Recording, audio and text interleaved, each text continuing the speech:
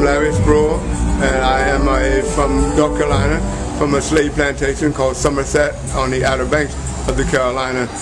My family were there for years. I still go back and visit. I'm in Princeton, New Jersey today because my dad came and here as a migrant worker, as a potato picker. He came up here to pick potatoes in Cranberry and then got a job as a janitor and then sent for us, and then I came and I went to Princeton School, and now I work for Princeton University, which is really great, but I'm so glad to be here.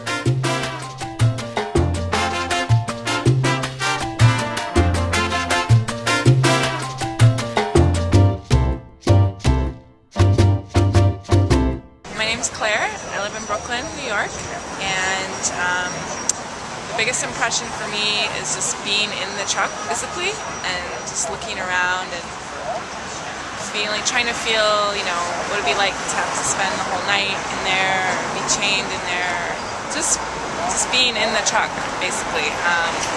And I guess one of the biggest surprises was how much it's been covered by the media, and yet how it feels like people don't know necessarily about it, what's going on in Florida. So. And we're here in New York City as part of a Northeast tour with the Florida Modern Day Slavery Museum.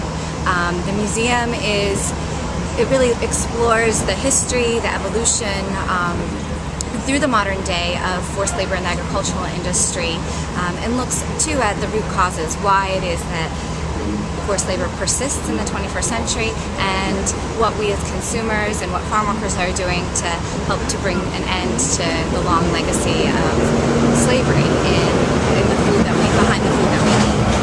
The centerpiece of the museum is the box truck that you see behind me. It's a replica of a produce truck that was used in a case that was prosecuted in 2008 in the federal court system.